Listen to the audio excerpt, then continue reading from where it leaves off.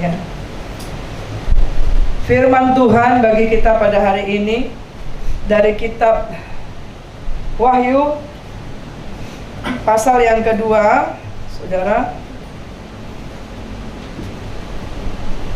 Wahyu 2 ayat 12 sampai dengan ayat 17. Mari kita akan baca bersama-sama ayat firman Tuhan ini. Wahyu 2 ayat 12 sampai dengan ayat yang ke-17. Amin. Amin. Yuk kita baca sama-sama. 1, 2 ya. Dan tuliskanlah kepada malaikat jemaat di Pergamus. Inilah firman Dia yang memakai pedang yang tajam dan bermata dua. Aku tahu di mana engkau diam, yaitu di sana, di tempat tahta iblis, dan engkau berpegang kepada namaku, dan engkau tidak menyangkal imanmu kepadaku, juga tidak pada zaman Antipas saksiku yang setia kepadaku, yang dibunuh di hadapan kamu, di mana iblis diam. Tetapi aku mempunyai keberatan terhadap engkau. Di antara kamu ada beberapa orang yang menganut ajaran Bileam, yang memberi nasihat kepada Balak untuk menyesatkan orang Israel, supaya mereka makan persembahan berhala dan berbuat zina. Demikian juga ada padamu orang-orang yang berpegang kepada ajaran pengikut Nikolaus. Sebab itu bertobatlah. Jika tidak demikian, aku akan segera datang kepadamu, dan aku akan memerangi mereka dengan pedang yang ada di mulutku ini. Siapa bertelinga, hendaklah ia mendengarkan apa yang dikatakan Roh kepada jemaat-jemaat. Barang siapa menang, kepadanya akan kuberikan dari mana yang tersembunyi, dan aku akan mengaruniakan kepadanya batu putih yang di atasnya tertulis nama baru, yang tidak diketahui oleh siapapun selain oleh yang menerimanya. Terima kasih, silakan duduk saudara. Saudara yang terkasih di dalam nama Yesus, hari ini kita belajar tentang kondisi jemaat yang ada di Pergamus. Saudara, ketika Yohanes diperlihatkan tentang hari kedatangan Tuhan yang kedua, itu diawali dengan Tuhan menyingkapkan kepadanya kondisi 7 jemaat yang ada di daerah sana. Sekarang ada di daerah Turki, saudara ya. Dan kenapa saudara diawali dengan itu? Supaya Tuhan akan menyingkapkan apa yang terjadi di gereja-gerejanya Tuhan, saudara. Itu menunjukkan saudara ada 7 jenis gereja yang ada di seluruh muka bumi ini. Dan kita lihat di dalam setiap gereja yang ada, mulai dari kitab Wahyu 2, yaitu kepada jemaat yang di Efesus, kemudian minggu lalu Smyrna, dan juga hari ini adalah Pergamus. Di situ selalu kita lihat di mana di dalam kumpulan orang percaya, di situ juga iblis tidak akan suka gerejanya Tuhan untuk bertumbuh. Iblis tidak akan suka gerejanya Tuhan akan punya komitmen yang sungguh-sungguh di dalam Tuhan. Gerejanya Tuhan harus kuat dan harus menang terhadap tantangan apapun yang dialaminya. Baik itu yang dimaksud di sini adalah gereja sebagai kita individu atau gereja sebagai komunitas. Nah, saudara yang terkasih di dalam nama Yesus, saya beri tema pada hari ini, ibadah yang kedua adalah It's okay but not to be okay. Dan 5 step, ya. Saudara yang terkasih di dalam nama Yesus, ayat ini diawali dengan Wahyu 2 ayat 13a.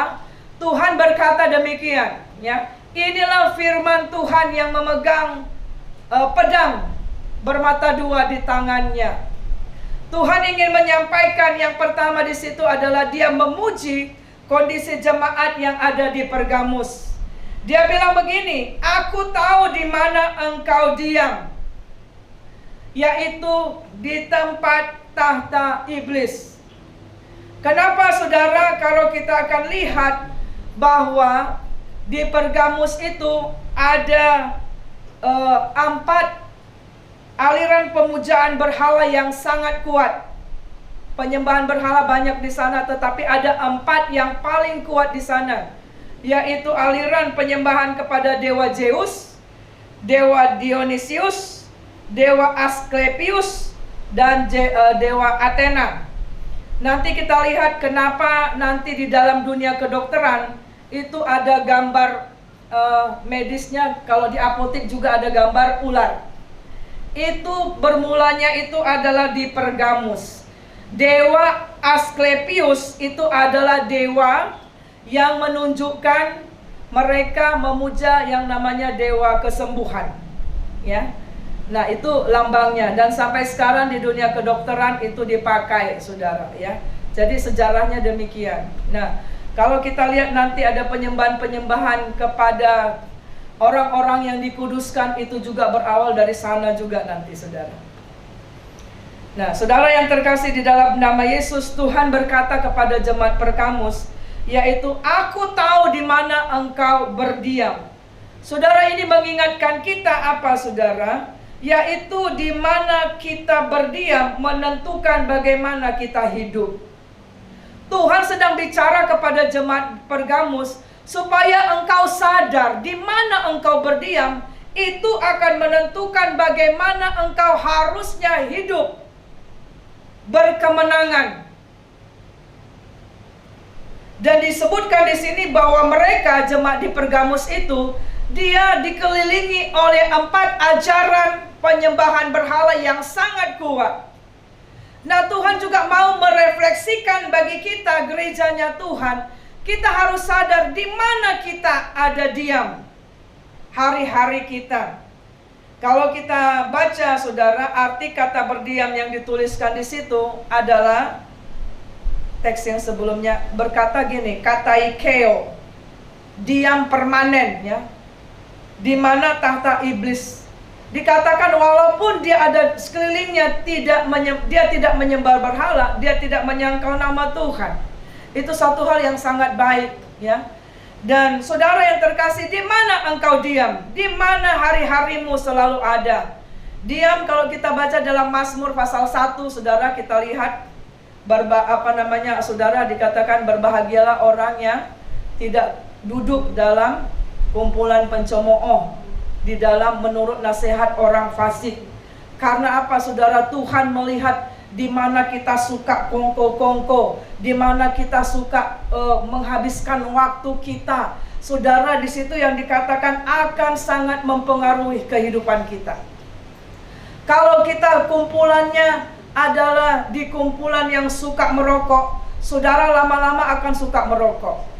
Kalau engkau ada di kumpulan yang suka judi, lama-lama engkau akan suka judi, saudara. Kalau engkau suka kumpul dengan mama-mama yang suka ngerumpi, maka lama-lama kita akan terpancing, saudara.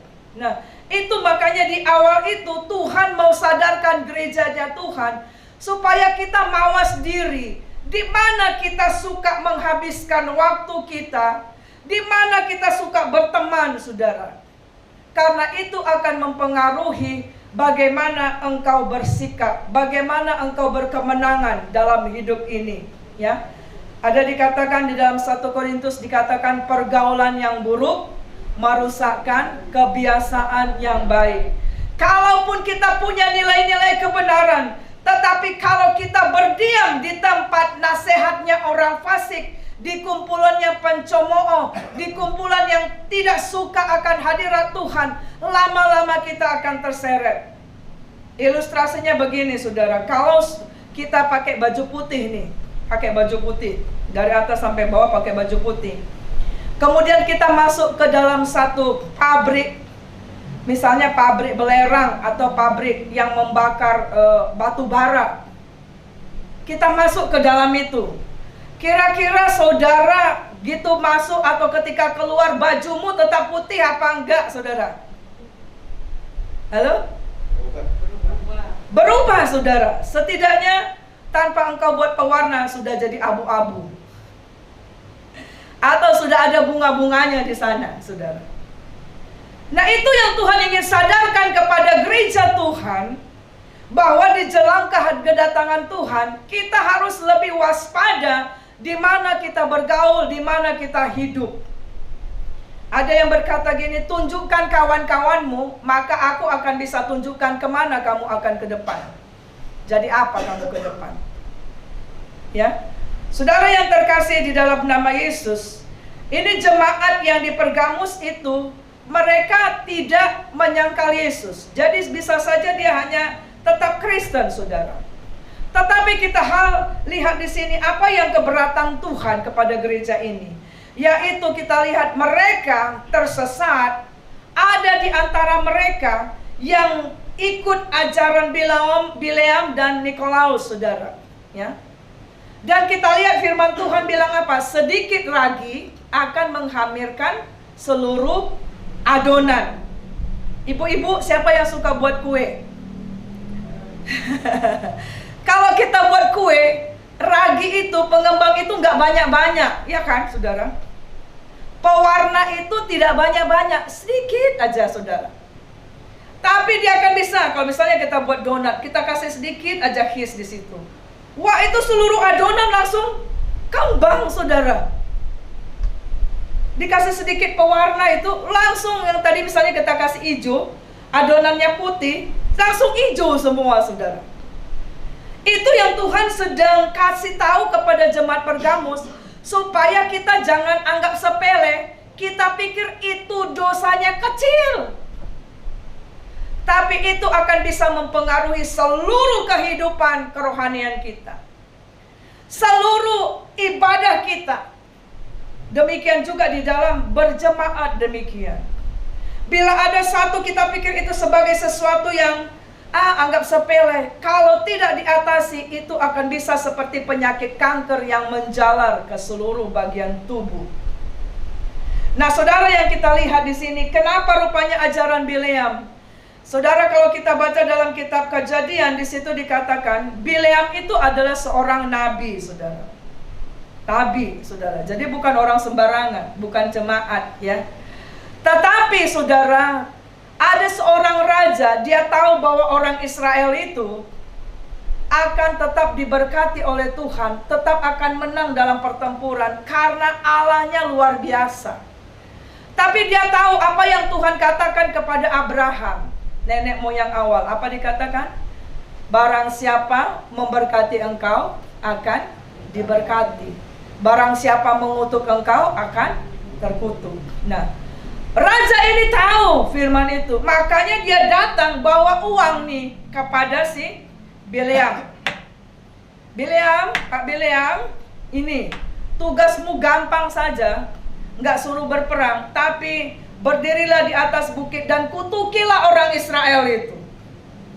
Karena dia tahu ada kuasa di dalam mulut nabi tersebut, saudara. Hamba Tuhan itu, saudara. Mula-mula nanti kita akan lihat, mula-mula dia masih tanya Tuhan, tapi hatinya mulai tergiur. Lumayan juga ini. Satu kantong emas, lumayan, bisa beli apa ya. Tapi waktu itu dia tidak pergi. Nanti saudara baca ya. Tapi kemudian ditanya lagi, wah ini berarti kurang ini setorannya. Kurang ini, dibawa lagi lebih lagi, saudara. Nah, pada waktu itu akhirnya dia pergi, saudara.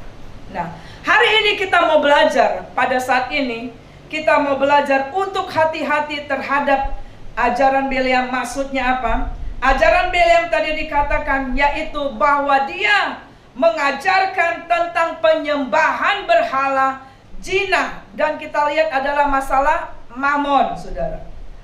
Bahwa ajaran Bileam mengajarkan akhirnya untuk umat Tuhan, walaupun dia tidak menyangkal Tuhan, tapi hidupnya kompromi dengan dosa. Dan di situ dikatakan ketika kita sudah kompromi, saudara, kita mulai memperlonggar nilai-nilai kebenaran firman Allah. Itu yang saya sebut dengan judulnya adalah It is okay, but not to be okay. It's okay, but not to be okay. Ketika kami pernah konseling kepada seorang ibu, kemudian dia datang lagi setelah 1 tahun, ya saudara, dia datang lagi. Kemudian dia bilang gini, ibu, apa yang ibu bilang dan semua firman Tuhan itu, ya, aku tahu semuanya itu. It's okay, okay? Tapi Bu, gak kulakukan. Itulah yang dimaksud apa? Not to be okay. Saudara, kalau kita is okay but not to be okay, dalam ibadah pagi tadi saya sebutkan, itulah yang akan membuat hidup kekristenan kita tidak akan mengalami kemenangan. Kenapa? Karena orang yang kompromi, tadi pagi saya sebutkan, adalah orang yang tidak teguh hatinya di dalam firman Tuhan. Orang yang kompromi adalah orang yang bimbang. Padahal firman Tuhan bilang apa? Kalau engkau bimbang, engkau ragu, engkau tidak punya kuasa. Bagaimana misalnya engkau pegang senjata? Tembak enggak ya? Tembak enggak ya? Tadi pagi Ibu Loli ya, banyak orang, prospek enggak ya? Prospek apa? Enggak jadi, saudara. Ya kan, saudara? Kompromi, saudara. Orang yang kompromi dikatakan sungguh-sungguh tidak di dalam Tuhan. Nah, saudara, kita lihat orang yang seperti di dalam jemaat Pergamus disebutkan it's okay. Mereka tahu firman Allah. Bileam tahu firman Allah, betul nggak, saudara? Nabi. Dia mendoakan orang, dia memberitakan Injil.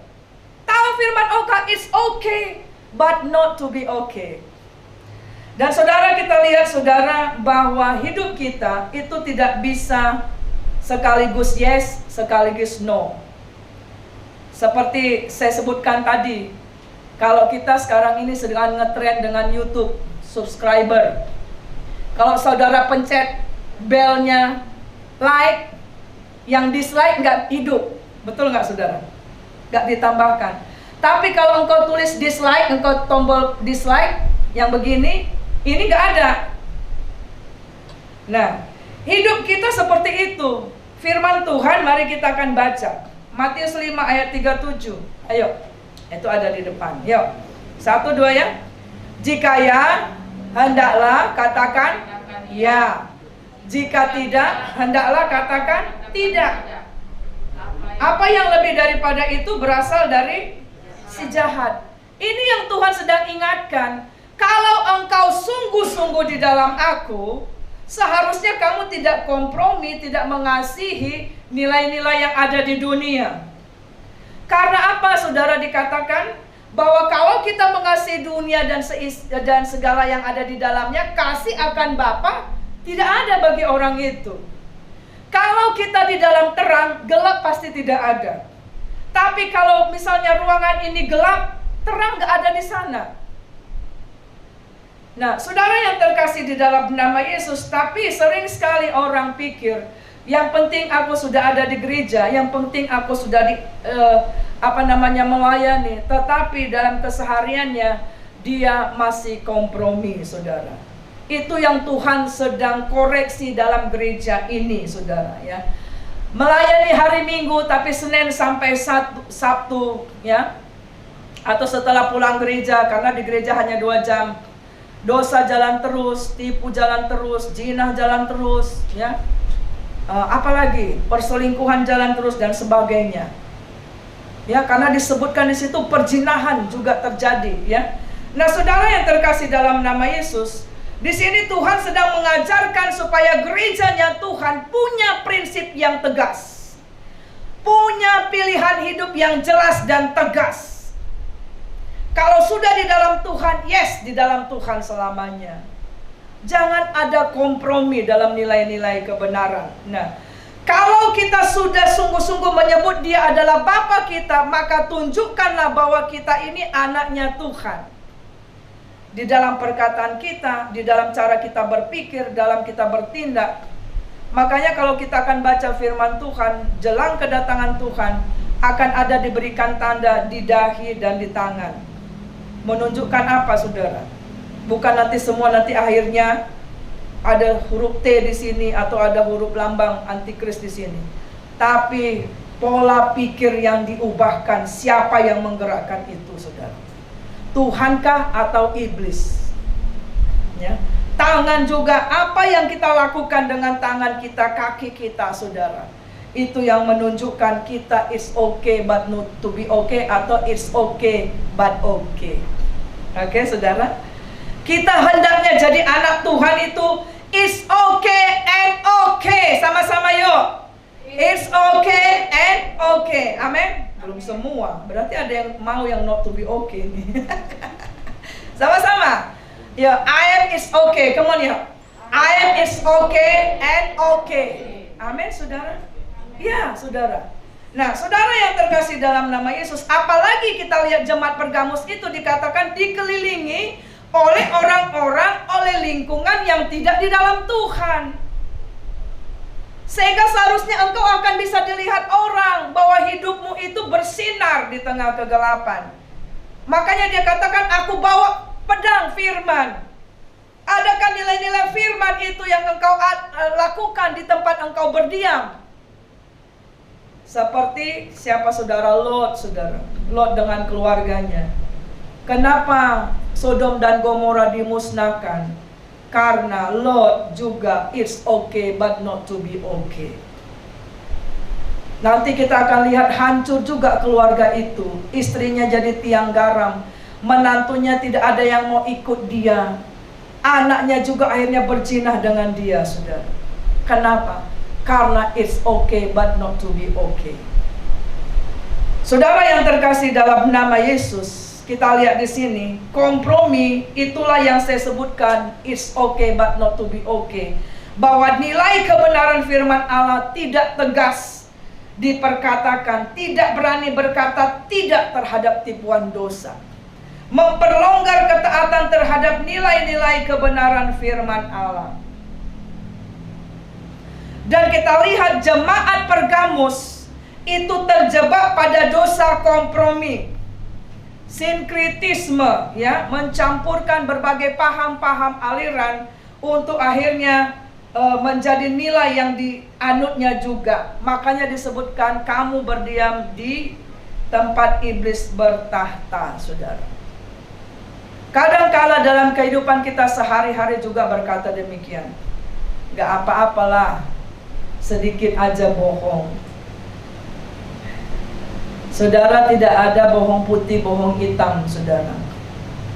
Gak apa-apalah, nanti kalau dia sudah menikah sama aku bawa dia sama Tuhan. Bagaimana engkau akan bawa dia sama Tuhan, engkau sendiri gak dalam Tuhan? Ya, saudara. Nah, hari ini kita akan belajar ada 5 langkah, 5 steps, ya, untuk keluar dari kompromi dan sinkritisme. Saudara, mari kita akan baca di dalam kitab Bilangan 22 ini, ya, supaya kita akan bisa mengerti. Mari kita akan buka dalam kitab Bilangan 22.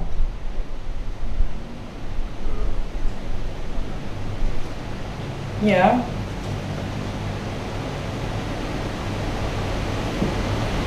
Saya mau kita akan baca ayat yang keempat mulai. Ayat yang keempat, ya. Bilangan 22 ayat 4. Lalu berkatalah Moab kepada para tua-tua Midian, tentu saja laskar besar ini akan membabat habis segala sesuatu yang di sekeliling kita, seperti lembu membabat habis tumbuh-tumbuhan hijau di padang. Adapun pada waktu itu Balak bin Zipor menjadi raja Moab. Ya, ingat Moab itu adalah keturunan Lot dari perjinahannya, Moab dan Amon. Dan kita lihat keturunannya itu tidak diizinkan masuk sampai keturunan ke-7 dalam bait Allah. Dan selalu menjadi bangsa yang bermusuhan dengan orang Israel. Itu yang makanya berbahaya, saudara, kalau kita it's okay but not to be okay, saudara, ya. Ayat 5.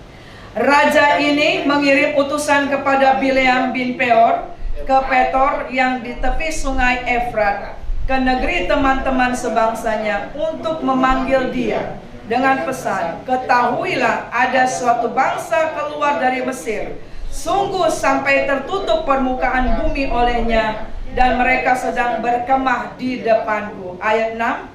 Karena itu datanglah dan kutuk bangsa itu bagiku, sebab mereka lebih kuat daripadaku. Mungkin aku sanggup mengalahkannya dan menghalaunya dari negeri ini. Sebab aku tahu siapa yang kau berkati, dia beroleh berkat, dan siapa yang kau kutuk, dia kena kutuk. Nah, nanti saudara akan lanjutkan baca di rumah. Saudara, di sini kita lihat, saudara, pada waktu utusan raja itu kepada Bileam, Bileam masih berkata, aku tidak akan ikut engkau. Aku tidak akan mungkin memperkatakan perkataan yang Tuhan tidak taruh. Tapi dia itu hanya di mulutnya, hatinya bergejolak. Itu yang Tuhan mau, supaya saudara, kalau kita memperkatakan firman, itu dari hati itu harus benar-benar, saudara. Makanya Tuhan bilang apa? Kasihlah Tuhan Allahmu dengan segenap hati. Kadang-kala mulut kita percaya nyaku, Bu, tapi dalam hati enggak juga sebenarnya. Iya ya, bisa sembuh apa enggak? Kira-kira gitu, ya kan? Nah, ini yang Tuhan mau. Nah, sekarang kita akan belajar yang pertama, saudara, ya. Dalam Bilangan 22 ayat 12, 13, 17, 20 dan 22. Di situ kita lihat seolah-olah Tuhan menyetujui. Nah, kita harus mawas diri terhadap dosa kompromi ini, ya. Saat kita memaksakan kehendak kita dan kita memaksa Tuhan yang ikut kehendak kita, dalam kondisi itu sebenarnya Tuhan sedang seolah-olah menyetujui kehendak kita. Ini yang akan menjadi jerat bagi kita pada saat itu. Misalnya ini, saudara, kalau kita tahu misalnya ini tidak kehendak Tuhan, tapi kita seperti siapa, saudara? Lot dengan Abraham. Dia sudah bersama-sama dengan Tuhan, tetapi matanya melihat bahwa lembah sungai Yordan itu, tempat dia Sodom dan Gomora itu, lebih hijau, bagus sekali. Ya, walaupun mungkin di hatinya dia tahu kondisi di situ. Nah, kita lihat di situ, ya, dalam kondisi kita memaksakan kehendak kita, bukan kehendak Tuhan, memang itu sepertinya akan terjadi, saudara. Seolah-olah akan sepertinya Tuhan menyetujui. Dan itu kita akan lihat di dalam Bilangan 22 ayat 8 sampai 13. Kita belajar di sini, kompromi diawali dengan tawar-menawar dengan Tuhan. Dia bertanya, Tuhan, aku pergi apa enggak ya? Nah, sebenarnya Tuhan sudah bilang dari awal tidak. Dan dia pun sudah tahu enggak boleh mengutuki bangsanya. Dia sudah tahu, karena itu perkataan firman kepada Abraham. Tapi dia masih tawar-menawar. Mungkin dia bilang, kasihan Tuhan, udah datang jauh-jauh dia, bawa persembahan lagi Tuhan. Ini kan bisa misalnya untuk rumahmu atau apalah gitu ya, dipleset-plesetkan. Nah, kita lihat di situ dia mulai memaksa agar Tuhan yang menuruti kehendaknya.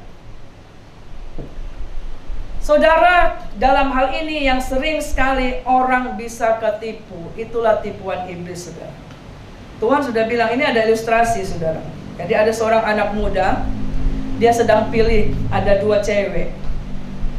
Yang satu sederhana, ya, tapi takut akan Tuhan, ada roh doa, ada hidup takut akan Tuhan. Yang satu cantik, tapi kehidupannya tidak di dalam Tuhan, ya. Hanya cantik di luarnya.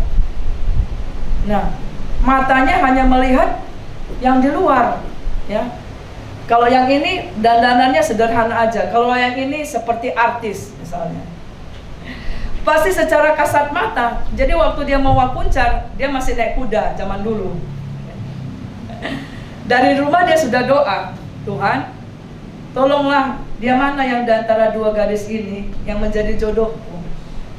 Kalau aku bawa ke kang kuda ini, tolong ya Tuhan, biarlah dia akan mengarah kepada tempat gadis yang akan menjadi jodohku. Oke, dia doa. Kemudian keletak-keletuk kan gitu ya. Pas di persimpangannya pas begini. Kudanya sudah mengarahkan ke kanan, tapi dia alihkan ke kang kudanya kiri. Bileam juga seperti itu, saudara. Nanti kita lihat Tuhan sudah mengutus sampai ada malaikat Tuhan di situ. Sudah suruh stop, tapi dia belok-belokkan sampai akhirnya dia terhimpit di tembok. Ceritanya kan demikian. Nah, saudara, saat kita memaksakan kehendak kita untuk terjadi, yes, bisa terjadi. Tapi, saudara, seolah-olah di situ Tuhan seolah-olah menyetujui. Jadi, saudara, jangan sampai kita tertipu. Saya kasih contoh gini, ya. Ini ilustrasinya, ini gambarnya. Tuhan sudah bilang di dalam 2 Korintus 6 ayat 14 bahwa tidak bisa bersatu yang namanya kebenaran dengan kedurhakaan. Terang sama gelap tidak mungkin bersatu. Di dalam Mazmur pasal 1 ayat 1 dengan 5 bahkan dikatakan hidup orang fasik dengan orang benar nggak mungkin bisa sama. Bahkan dikatakan orang fasik itu tidak tahan duduk di kumpulan orang benar. Tapi karena sudah cintrong luar biasa, mungkin tertarik dengan bulu matanya yang panjang, mungkin tertarik dengan apa saja. Akhirnya Tuhan, tolonglah Tuhan, yang satu ini aja Tuhan. Nanti setelah aku menikah, aku bawanya Tuhan, sungguh-sungguhnya aku Tuhan. Dan itu banyak yang terjadi. Ya, pesta perkawinan sepertinya berjalan dengan lancar karena dipersiapkan, ya. Tetapi akhirnya kita lihat semuanya, saya tidak pernah melihat yang sukses sampai tua, sampai kematian. Selanjutnya pasti berantakan. Ke gerejanya dia Tuhan duduk, ya, saudara lihat yang artis-artis itu ya, gerejanya Tuhan, tapi ujungnya cerai. Pesta berjalan dengan baik, ada anak-anak yang lahir, tapi ternyata dari kesaksian mereka, apa saudara? Ribut terus, tidak ada damai, ya. Nah, itu yang disebutkan, saudara, ketika kita dalam pergumulan, kalau kita dalam posisi it's okay but not to be okay, disitulah kita akan bisa jatuh dan kita akan saudara, tertipu oleh tipuan iblis. Karena dalam kondisi itu Tuhan memberikan kebebasan di dalam hak kita. Seolah-olah Tuhan menyetujui padahal tidak. Kenapa? Kenapa Tuhan gak ngotot? Karena sudah ada firman-Nya. Kita diciptakan bukan menjadi robot. Nah, kita lihat yang kedua. Nah, di sini langkah kedua adalah kita harus belajar. Mari kita baca Bilangan 22 ayat 22. Ya. Bilangan 22 ayat 22 berkata apa? 1, 2 ya. Tetapi bangkitlah murka Allah ketika ia pergi, dan berdirilah malaikat Tuhan di jalan sebagai lawannya. Bileam mengendarai keledainya yang betina, dan 2 orang bujangnya ada bersama-sama dengan dia. Ya, nanti saudara akan lihat tawar-menawar Bileam ya di atasnya. Nah, yang kedua adalah supaya kita tidak terjerat namanya roh kompromi itu, yaitu ujilah kehendak kita itu dengan kehendak Tuhan. Ujilah keputusan kita itu sesuai nggak sesuai dengan kehendak Tuhan. Rancangan kita itu sesuai nggak dengan firman Tuhan. Nah, alat ujinya adalah firman Tuhan. Itu yang Tuhan sedang ngomong kepada jemaat Pergamus. Makanya di awal itu dia katakan, inilah firman dari dia yang memegang apa saudara? Pedang bermata 2. Di dalam jemaat itu sampai 3 kali dikatakan pedang bermata 2. Artinya Tuhan sedang katakan kepada jemaat di Pergamus itu bahwa engkau harus menguji segala sesuatu dengan kacamata firman Tuhan. Dan harus engkau jelas dan tegas di dalam kehidupanmu melakukan firman Tuhan. Nah, saudara, bagaimana kita akan menguji apakah itu kehendak Tuhan atau kehendak kita? Kita lihat di sini dalam Bilangan 22 ayat 22, ya. Di situ Tuhan apa saudara? Menghadang jalannya Bileam. Jadi kalau ada sesuatu yang kita putuskan tidak sesuai dengan kehendak Tuhan, itu pasti banyak halangan. Ada aja halangan. Tidak akan ada damai sejahtera, ya. Nah, kita lihat di sini ayat 28 sampai dengan 30, Tuhan membuka apa? Mulut keledai. Sampai 3 kali, setelah 3 kali dipukulnya. Ya. Artinya apa? Tuhan akan beri tanda bahwa jalan kita itu menuju kepada kebinasaan. Bilangan 22 ayat 32. Itu yang Tuhan mau, ada ketegasan, ada kejelasan untuk jemaat Tuhan memilih. Pilih hidup atau kematian, pilih berkat atau kutuk. Kita pilih hidup, yaitu ketika kita pilih Yesus, tidak mungkin kita bisa pilih dunia dalam waktu yang sama. Itu yang Tuhan mau tegaskan. Untuk di dalam keseharian engkau, ya, jemaat Pergamus, engkau sudah tahu bahwa lingkunganmu itu tidak menyembah Tuhan dalam berhala. Seharusnya engkau lebih strict, lebih sungguh-sungguh untuk menguji apa yang engkau perkatakan, apa yang kamu lakukan, apa yang engkau lalui setiap hari. Nah, alat ujinya adalah dengan apa, saudara? Firman Tuhan. Nah, kita mau lihat contohnya dalam kehidupan sehari-hari. Nah, saudara lihat ya. Ini saya sedang menampilkan, ini adalah benderanya LGBT. Dia bilang gini, lihat di benderanya itu, mungkin saudara nggak jelas. I am gay, I am lesbian, I am bisexual, I am transgender, I am like you, I am human. Ya, saudara, bahkan ini sudah menjadi deklarasi dunia. Ya. Tetapi saudara, apa kata firman Tuhan tentang LGBT? Benarkah itu adalah hak human rights, saudara? Benarkah itu, saudara? Firman Tuhan dalam Kejadian 1 ayat 27 dikatakan apa? Allah menciptakan laki-laki dan perempuan. Tuhan tidak pernah menciptakan laki-laki dengan perasaan wanita, wanita dengan perasaan laki-laki, atau Tuhan suruh ganti kelamin. Ini contoh salah satunya, saudara. Jadi jangan bilang, saudara, itu memang udah di dalam. Tidak, saudara.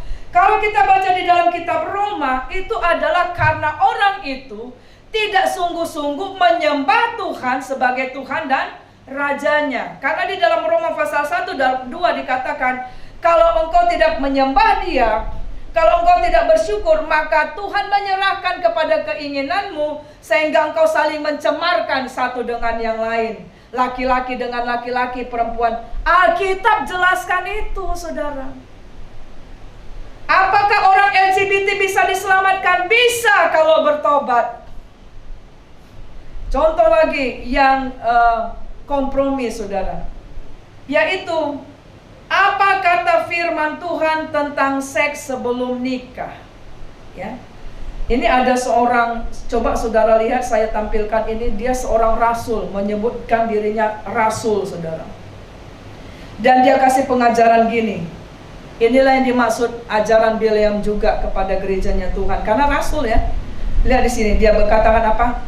Premarital sex is not a sin. Diajarkan kepada generasi itu bahwa apa, saudara? Seks sebelum nikah bukan dosa. Tetapi alat ujinya sekali lagi dikatakan, ujilah apa kata firman Tuhan.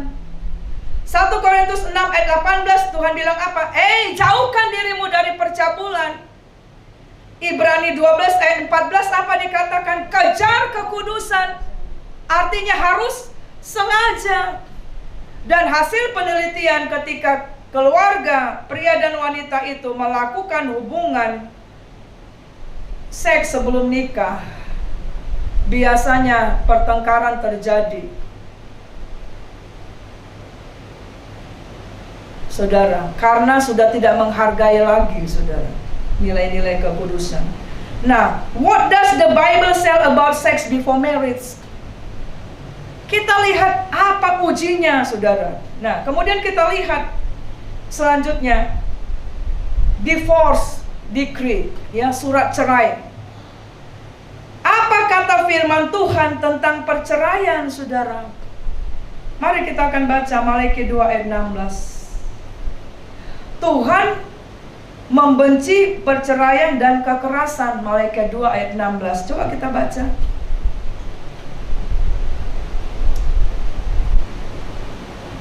Ya, 1-2 ya.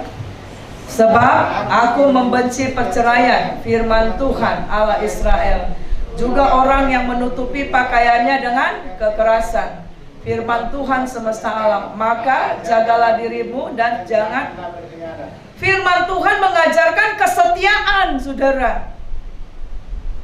Kalau kita lihat dalam jemaat Smyrna dikatakan, kalau engkau tidak setia, langsung masuk api neraka. Kenapa? Kalau sudah tidak setia sama Tuhan, berarti sudah tidak sama Tuhan lagi dia. Sudah di api neraka. Di sini juga Tuhan bilang, setialah kepada istri masa mudamu. Bukan istri muda maksudnya, jangan diplesetkan. Istri masa muda, maksudnya bukan istri muda. Masanya jangan dibuang. Artinya setia dalam nilai-nilai pernikahan. Dan kalau kita baca dalam 1 Korintus 7 ayat 27, apa dikatakan? Jangan diusahakan perceraian. Pernikahan berbicara kita terus sampai seumur hidup, saling menyesuaikan. Amin, saudara. Orang yang memilih menikah artinya dia adalah orang yang siap untuk menerima pasangannya bersama dengan keluarganya, apapun konsekuensinya. Makanya 1 tambah 1 dalam firman Tuhan berarti adalah setengah dari hidup saya harus dipangkas, dan setengah dari hidup suami saya harus dipangkas supaya apa? Setengah tambah setengah menjadi 1, tapi utuh. Gitu, saudara. Ya. Nah, firman Tuhan dikatakan apa, saudara, tentang itu?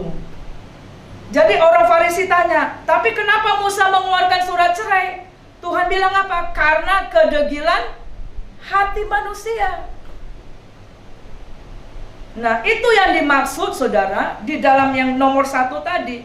Kalau kita paksa, udah Tuhan, aku gak tahan lagi, aku cerai. Dia sudah tahu nilai firman Tuhan, dia cerai. Tapi apa dikatakan? Siapa meremehkan firman akan menanggung akibatnya. Itu khotbah minggu lalu kan? Akhirnya apa? Kita tidak akan pernah melihat kebahagiaan dari nikah rumah tangga yang putus di tengah jalan. Anak-anaknya akan tumbuh dengan pemberontakan. Anak-anaknya tidak akan tumbuh dengan normal, saudara. Tetapi apa yang terjadi kalau itu sudah sempat terjadi? Bertobatlah, sungguh-sungguh ampunilah bila ada waktu untuk kembali lagi. Makanya saudara, uji segala sesuatu. Hasil penelitian dikatakan, saudara, ketika ada dalam masalah dalam nikah rumah tangga dan tetap memilih untuk bersatu, dikatakan 5-7 kali itu lebih bahagia, saudara, dia. Memang waktu menghadapi itu sepertinya lama kali ya, dan susah sekali, tapi lebih bahagia daripada orang yang pada waktu itu nggak tahan dan memilih untuk bercerai. Itu hasil survei. Kenapa? Karena, saudara, Tuhan membenci perceraian. Berarti tidak akan ada berkat, saudara. Nah, kemudian kita lihat lagi di gereja itu, di Pergamus itu dikatakan juga ajaran Bileam apa? Selain penyembahan berhala, ya. Jadi mungkin dia tidak menyembah patung, tapi ada nilai-nilai yang tidak sesuai dengan firman Tuhan. Makan makanan penyembahan berhala, pornografi diizinkan, apalagi fitnah diizinkan dan yang lainnya. Dan terutama adalah di sini bicara tentang Bileam, sangat berkaitan dengan masalah dosa uang, ya. Nah, dosa uang, saudara. Alkitab banyak mengajarkan tentang keuangan, ya, tentang bagaimana bahwa sadar kita bahwa kita ini adalah pengelola keuangan, bukan kita pemilik keuangan, saudara. Ya, karena Tuhan bilang apa? Supaya hati kita jangan melekat kepada uang. Bahkan di situ dikatakan, saudara, Imamat 25 ayat 36 dan 37. Apa kata firman Tuhan tentang bunga uang, saudara? Ayo kita baca. Ayo, silakan kita baca sama-sama. Imamat 25 ayat 36 dan 37. Ayo kita baca.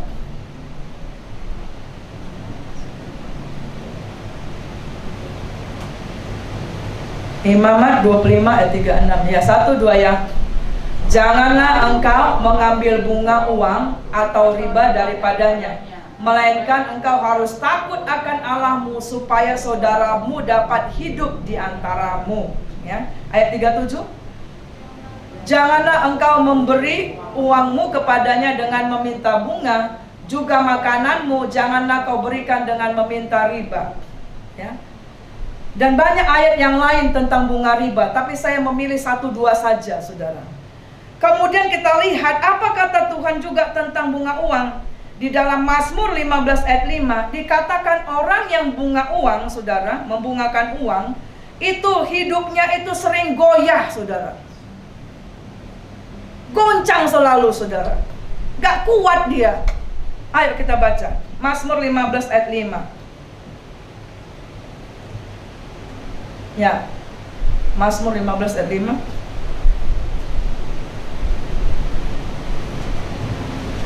Mari kita baca sama-sama. Ya, 1-2 ya. Yang tidak meminjamkan uangnya dengan makan riba dan tidak menerima suap melawan orang yang tidak bersalah. Siapa yang berlaku demikian tidak akan. Kalau kita hidup tidak dengan makan riba uang, kalau tidak hidup kita tidak menerima suap, dikatakan hidup kita tidak akan goyah selamanya. Amin, saudara. Ya. Kemudian di dalam Amsal 18 ayat 8, apa kata Tuhan lagi tentang itu, saudara? Amsal 18 ayat 8.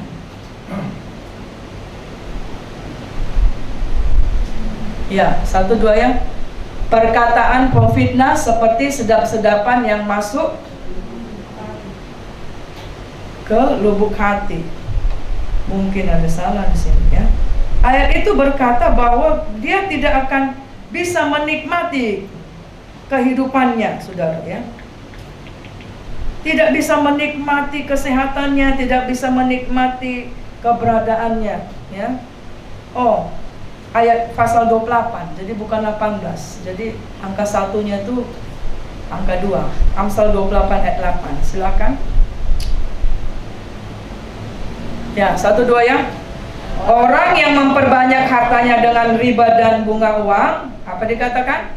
Mengumpulkan itu untuk orang-orang yang punya belas kasihan kepada orang-orang. Orang yang memperbanyak hartanya dengan riba uang, dikatakan dia nggak bisa menikmati hasilnya.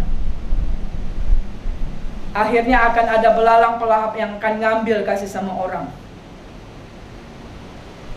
Nah, saudara, uji segala sesuatu, itu yang Tuhan mau. Uji apa kata firman. Baik itu pekerjaan, baik itu dalam memilih jodoh, baik itu dalam mengambil keputusan, dalam apapun. Nah, yang ketiga, jika kita sudah terlanjur dan kita terjebak dengan situasi dan kondisi kompromi tersebut, saudara, apa yang harus kita lakukan? Yaitu perkatakan dan lakukanlah apa yang Tuhan katakan, walaupun itu lingkungan yang tidak mengenal Allah. Kita baca Bilangan 20 ayat 20 dulu. Ayo. Kemudian nanti ayat 34 dan 35. Mari kita akan lihat. Jadi ketika dalam kasus ini Tuhan itu luar biasa ya. Sampai Tuhan bilang, udahlah, pergilah kamu. Sampai Tuhan bilang, udahlah, nggak apa-apa. Sudah banyak orang datang, pergilah kamu dengan dia. Tuhan itu luar biasa nggak, saudara? Mula-mula sudah ditahan ya, tapi kemudian datang lagi. Tuhan bilang akhirnya apa, saudara? Pergilah, tapi apa yang kukatakan kamu harus katakan. Ayo kita baca, yuk. Tetapi jawab mereka, tidak boleh kamu lalu. Maka keluarlah orang Edom menghadapi mereka dengan banyak rakyatnya dan dengan tentara yang kuat. Ayat 34 dan 35. Di Bilangan 22 ya, Bilangan 22 ya. Itu Bilangan 20, Bilangan 22 saya salah, makanya salah ayatnya. Bilangan 22. Ya. Lalu berkatalah Bileam kepada malaikat Tuhan, aku telah berdosa, karena aku tidak mengetahui bahwa engkau ini berdiri di jalan menentang aku. Maka sekarang jika hal itu jahat di matamu, aku mau pulang. Ayat 35. Tetapi malaikat Tuhan berfirman kepada Bileam, apa dikatakannya? Pergilah bersama-sama dengan orang-orang itu, tetapi hanyalah perkataan yang kukatakan kepadamu harus kau katakan. Sesudah itu pergilah Bileam bersama-sama dengan pemuka-pemuka bala itu. Jadi saudara lihat ya, Tuhan itu luar biasa kan. Tuhan tahu kita sedang terjepit. Di sini apa yang harus engkau lakukan, apa yang harus saya lakukan bila saudara kita sudah uji, tapi ternyata kita sudah terlanjur dan terjepit dan terjebak. Maka yang harus dilakukan adalah seperti yang dikatakan kepada Bileam. Pada saat itu kamu harus berani berkata tidak kalau itu dosa. Itu maksudnya. Ya. Perkatakan, lakukan apa yang Tuhan katakan walaupun lingkungannya tidak mengenal Allah. Di dalam Bilangan 22 itu ayat 20 sampai 35 dikatakan, jikalau orang itu memang sudah datang, Tuhan tetap buka jalan bagi dia untuk dia tidak jatuh dalam dosa. Itu Tuhan kita, saudara. Luar biasa nggak, saudara? Ya. Tapi yang Tuhan mau adalah, lihat di situ ya. Kalau kita akan baca nanti dalam Bilangan 22 ayat 38 terus sampai dengan pasal 23. Bileam memang datang ke situ ya, tetapi ia hanya memperkatakan perkataan Tuhan. Dia tidak lagi terpengaruh untuk mengatakan kutuk, saudara. Sehingga kutuk yang mau diucapkannya, yang sudah dirancangkannya, diubah menjadi berkat. Kemudian kita lihat nanti dalam Bilangan 24, Bileam tidak tanya lagi apa yang harus dikatakannya, tapi Bileam terus melakukan kehendak Tuhan. Nah, jadi saudara, apabila engkau sedang terjepit, sudah terlanjur, sudah melakukannya, harus sadar dan stop pada waktu itu. Jadi beberapa waktu yang lalu saya juga sedang ini ya, saudara, masalah uang ini hati-hati. Saya tidak 1-2. Ada tempat saya pernah pelayani di dinas mana, tiba-tiba dia hubungi kita dan dia bilang, ibu, ini laki-laki juga, tolong saya, karena saya harus membayar utang jam 11 pagi ini. Dia mengambil utang demi utang. Jadi kalau kita tidak mensikapi masalah keuangan, kita akan bisa jatuh di dalam dosa, saudara. Bilangan Ibrani 4 ayat 12 apa dikatakan? Mari kita akan bicara ini. Ibrani 4 ayat 12 apa dikatakan? Ya. 1-2 ya. Sebab firman Allah hidup dan kuat dan lebih tajam daripada pedang bermata dua, manapun ia menusuk amat dalam sampai memisahkan jiwa dan roh, sendi-sendi dan sumsum. Ia sanggup membedakan pertimbangan dan pikiran hati kita. Itu makanya Tuhan bilang, pedang roh, firman Tuhan, alat ujimu, lakukan. Nah, ketika Bileam akhirnya tahu dan dia sudah maka pada posisi seperti itu dia tetap melakukan firman Allah. Jadi pada saat engkau sedang terjebak, langsung katakan tidak kepada dosa. Contoh ini bagi anak muda ya. Dia begitu cinta ini kepada pacarnya. Pacarnya selalu bilang, aduh, kau kalau sayang sama aku, masa kau nggak sayang? Kasihlah cium sikit, kan gitu. Pegang sikit, lama-lama yang lain, kan gitu ya. Gimana? Udah terlanjur sayang, kan gitu. Nggak pindah ke lain hati. Saudara, pada waktu itu engkau harus ingat firman Tuhan. Dan pada waktu itu kan sudah terjebak tuh ya, harus engkau berkatakan apa? Tidak ada waktunya bang. Gitu saudara. Karena ternyata saudaraku, ini bagi anak-anak muda. Anak muda yang meminta kesucian sebelum pernikahan, sebenarnya dia tidak sayang kepadamu. Karena orang yang sayang dan cinta sesungguhnya, dia akan menjaga calonnya itu sampai pernikahan yang kudus. Tapi kalau engkau hanya mainannya, maka gombal akan terjadi. Makanya uji sebelum engkau mengatakan iya kepada calon pacarku. Kita lihat apa alat ujinya adalah firman Allah. Dikatakan firman itu apa? Sanggup membedakan pertimbangan dan pikiran hati kita, saudara. Satu kali saya ada waktu saya masih anak muda, jadi ada teman kami masih di atas saya. Ya, saya bilang, kakak, lebih bagus kamu pindah pekerjaan. Kenapa? Dia waktu itu menjadi sales rokok, ikut melayani vokal grup apa semua. Saya bilang, gantilah pekerjaan, karena masih ada pekerjaan yang lain. Karena kalau menjadi sales rokok itu harus apa gimana? Pakaian full press body, pendek, ya kan? Kasih juga rokok. Kakak, uji pekerjaanmu sesuai dengan firman Tuhan apa enggak? Puji Tuhan, dia dengar. Akhirnya dia dapat di tempat kosmetik, dan pekerjaannya jadi lebih bagus, karirnya naik.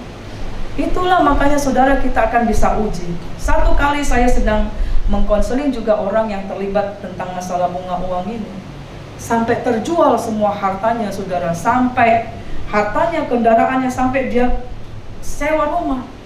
Saya hanya bilang, Tuhan mau, ini Tuhan sedang melakukan proses pemurnian dalam hartamu loh. Saya bilang, kamu harus bisa keluar dari pekerjaanmu yang sekarang. Kemudian dia bilang, tapi bagaimana Bu, selama ini kami juga bekerja, Tuhan bisa kasih yang lain. Nah, sering kali kita tidak mau keluar, itu dia tadi, berdiam dari sesuatu yang sepertinya kita nyaman. Kita sudah tahu salah, tapi kita nggak mau keluar di situ. Itulah sikap yang disebutkan bagi gereja ini, it's okay but not to be okay. Nah, ketika itu kita lihat di sini ya, ini firman itu adalah Tuhan Yesus, saudara. Kenapa dikatakan ujilah segala sesuatu dengan alatnya firman Tuhan? Karena firman itu adalah Yesus. Yohanes 1 ayat 1 dikatakan, pada mulanya adalah firman, firman itu bersama-sama dengan Allah, firman itu adalah Allah. Wahyu 19 ayat 13 dikatakan, dan ia memakai jubah yang telah dicelup dengan dalam darah, dan namanya ialah firman Allah. Nah, Wahyu dikatakan nama Yesus, nama lainnya firman Allah. Nah, kalau kita lihat itu, makanya ketika orang kaya yang akhirnya masuk neraka ngomong tuh kepada Bapak Abraham, dia bilang, Tuhan, kirimlah orang atau Lazarus ke rumah saudaraku, masih ada 5 yang belum bertobat. Tapi dikatakan apa? Jika ia tidak percaya kepada firman, nah artinya apa? Kalau dia nggak baca firman, nggak percaya, nggak mungkin dia bisa bertobat. Jadi kuasa firman itu luar biasa. Nah, yang keempat, saudara, apa yang harus dilakukan untuk kita lepas dari kompromi? Yaitu adalah bertobat. Tuhan bilang apa? Bertobatlah, ya. Lakukan firman Tuhan. Nah, apa maksudnya bertobat dari penyembahan berhala? Bertobat dari rohnya Bileam, yaitu menjadi hamba uang, karena itu akan membawa kutuk.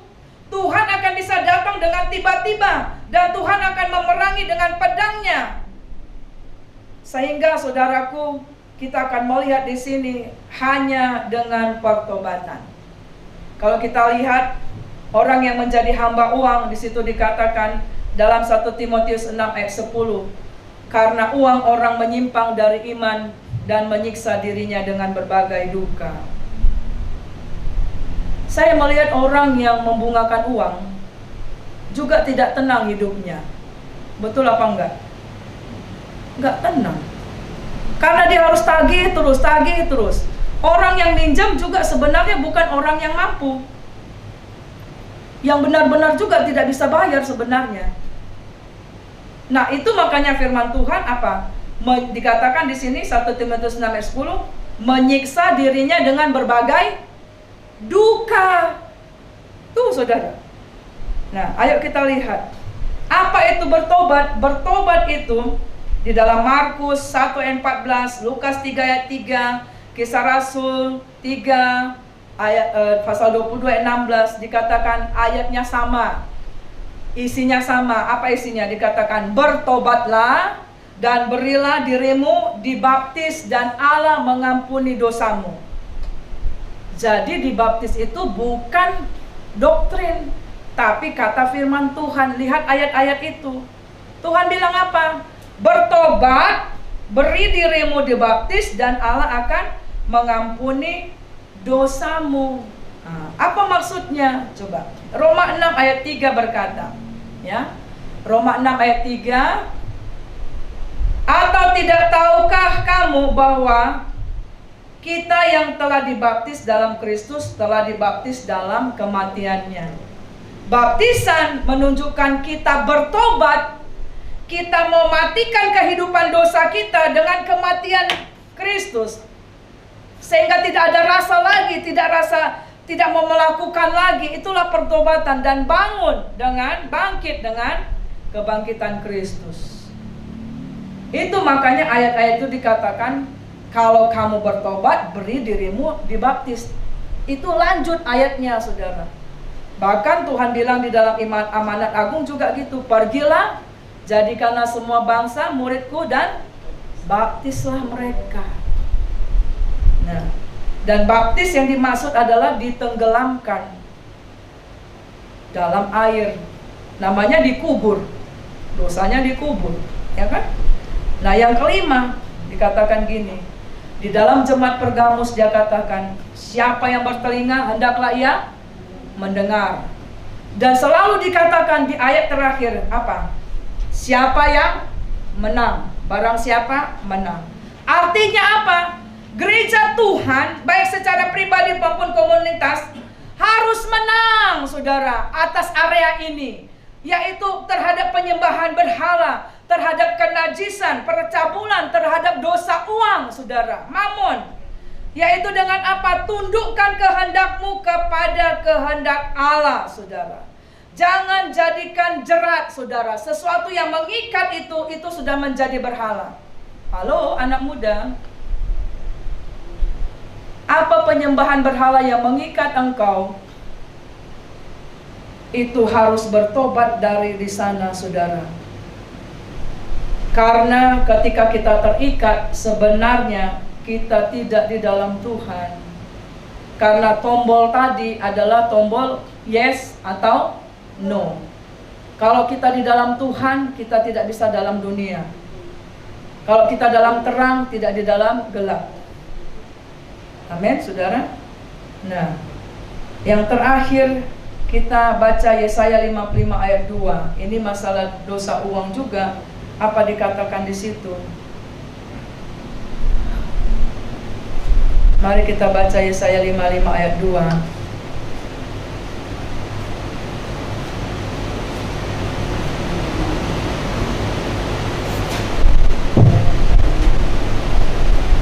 Ya, 1-2 ya.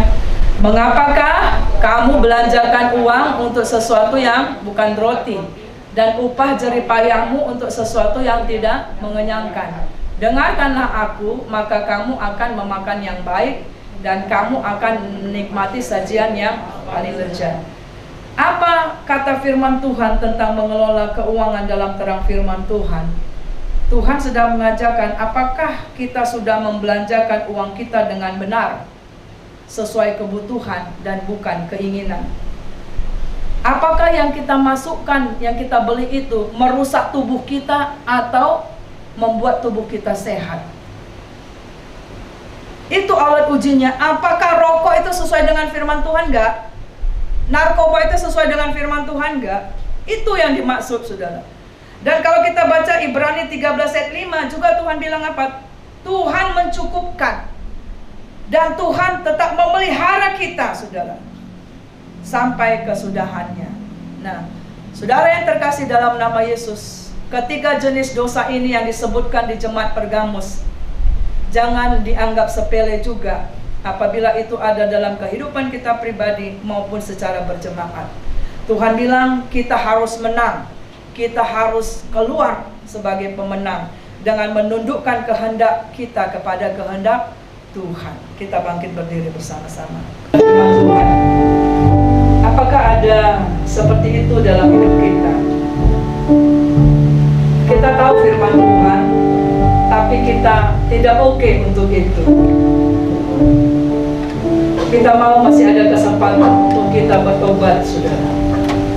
Tuhan mengasihi kita, tiada pernah kuragukan. Tiada pernah kuragukan kasih setiamu ya Tuhan.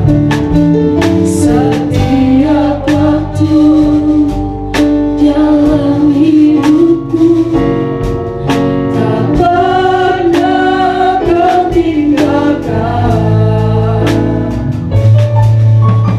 Meski langit tampak suram, awan gelap pun melanda.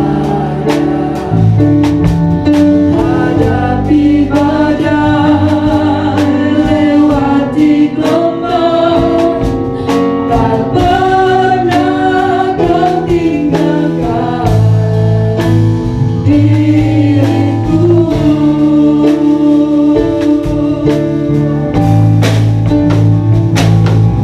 Walau seribu dapat di sisiku, kau tetaplah penolongku.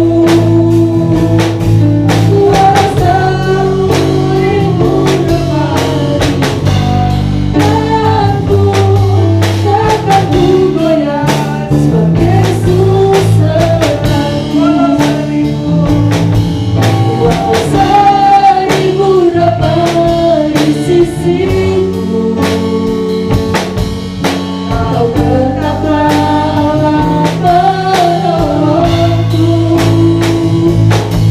Walau 10.000 dapat di tanganku, takkan ku goyah sebagai susertanku. Terima kasih Tuhan untuk firman Allah. Biarlah kiranya kami tidak terjebak yang namanya dosa Bileam, dosa penyembahan berhala, dosa perzinahan, percabulan, dan dosa mamon uang. Tuhan, lepaskan kami dari ikatan-ikatan penyembahan berhala apapun yang mengikat kami, apapun yang membuat kami jatuh di dalam perzinahan jasmani dan rohani, apapun yang mengikat kami sehingga kami tidak sungguh-sungguh di dalam Tuhan. Tuhan mau memurnikan jemaat Pergamus, Tuhan juga mau memurnikan kami, sehingga kami akan menjadi gereja Tuhan yang siap menantikan kedatangan-Mu. Terima kasih untuk firman-Mu Tuhan. Teruslah berbicara, teruslah mengalir, Roh Kudus meteraikanlah dalam hidup kami. Dalam nama Yesus kami berdoa. Amin. Silakan duduk, saudara.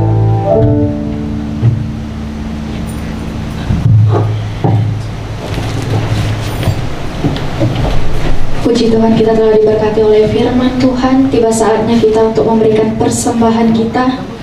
Kita bersatu di dalam doa. Bapa yang baik, terima kasih buat kebenaran firman-Mu yang meneguhkan kami di siang hari ini Tuhan. Berikan kami roh hikmat dan wahyu untuk kami boleh mengenal Engkau dengan benar Tuhan. Dan biarlah firman yang kami terima hari ini Tuhan Yesus, boleh kami bertumbuh Tuhan di dalam Engkau Bapa yang baik. Kau berkati hamba-Mu yang menyampaikan isi hati-Mu Tuhan. Kiranya Tuhan berkati pelayanan hamba-Mu, Tuhan berkati kesehatannya, kekuatannya, bahkan yang berhubungan darah dengan hamba-Mu Tuhan. Kau berkati Bapa yang baik. Juga berkati setiap kami yang mendengar firman-Mu. Biarlah kami Tuhan tidak hanya menjadi pendengar, tetapi kami boleh menjadi pelaku-pelaku firman-Mu. Tuhan Yesus yang baik, sebentar kami memberikan persembahan kami sebagai ucapan syukur kami kepadamu Tuhan. Kami berikan dengan segenap hati kami Tuhan. Kami percaya Tuhan memberkati setiap tangan-tangan yang memberi 20, 30, bahkan 100 kali lipat. Kami percaya Tuhan yang memberkati keluar dan masuk kami, Tuhan yang memelihara kehidupan kami, Tuhan yang mencukupkan setiap keperluan kami. Terima kasih Tuhan, kami memberi dan kami memberi dengan sukacita. Terpuji Engkau, haleluya, amin. Selamat memberi, Tuhan Yesus memberkati.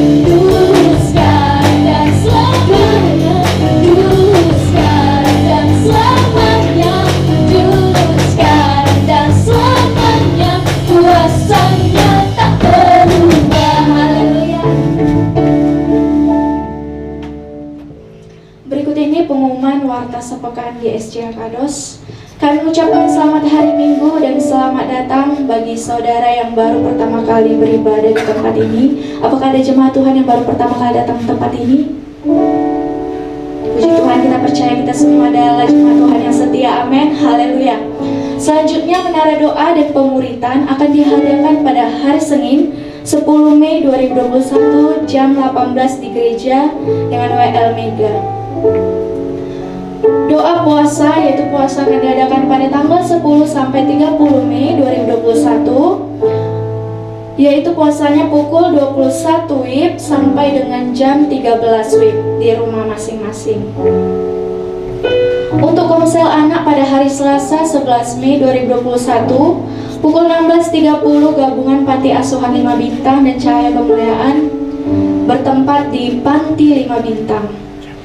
Selanjutnya kelompok doa anak kasih rel 3 Rabu tanggal 12 Mei 2021 pukul 16 WIB di rumah Ibu Geri Pasaribu. Selanjutnya kelompok doa mukjizat perkutut hari Rabu 12 Mei 2021 jam 18 WIB di rumah Bapak Pasaribu Ibu Boru Siregar. Kemudian kelompok doa anak garam dunia di Germania hari Kamis 13 Mei 2021 pukul 18 WIB di rumah keluarga Pasaribu Boru Panjaitan. Kemudian kelompok doa anak Sukacita Germania hari Sabtu 15 Mei 2021 pukul 18 WIB. Kemudian kelompok doa anak untuk hari Minggu tanggal 16 Mei 2021 yang pertama ada di gereja pukul 8 pagi, yang kedua ada di rel 2 pukul 17.30 WIB.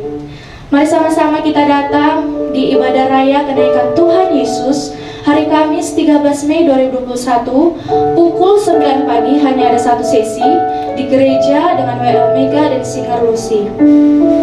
Selanjutnya ibadah early morning prayer setiap hari pukul 5 sampai 6 WIB melalui via Zoom berikut meeting ID dan passwordnya. Selanjutnya selamat ulang tahun bagi jemaat Tuhan yang berulang tahun di bulan Mei. Kiranya kesehatan, panjang umur, dan berkat Tuhan selalu melimpah-limpah. Haleluya. Sekian pengumuman hari ini kami serahkan kepada hamba-Nya.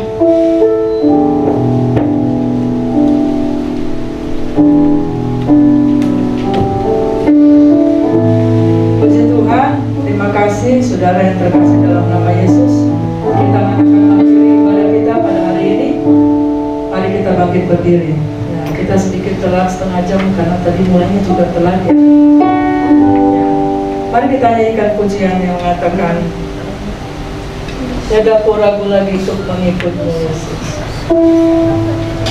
Bilang kiri kanan, jangan ragu melakukan firman Tuhan. Amin, saudara. Ya.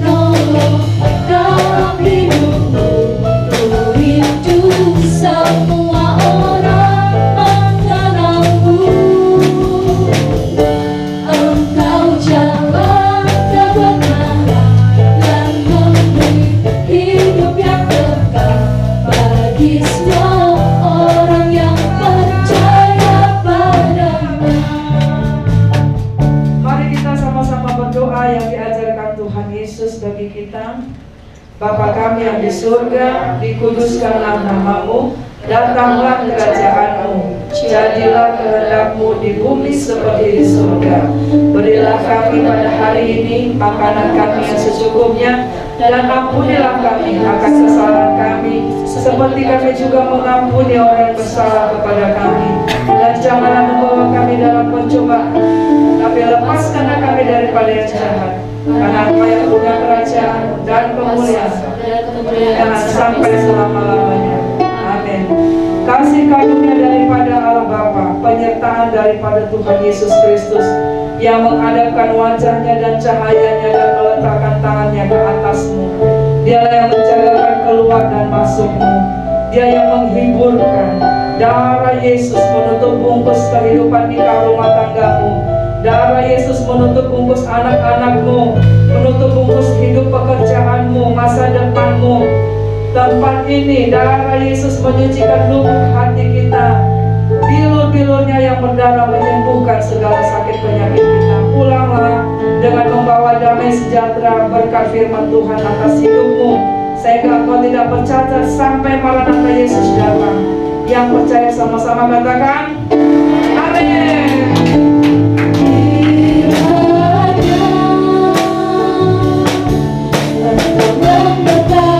Aku berlimpah-limpah dan memperluas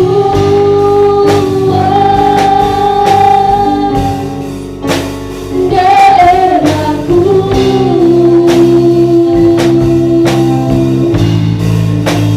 dan kiranya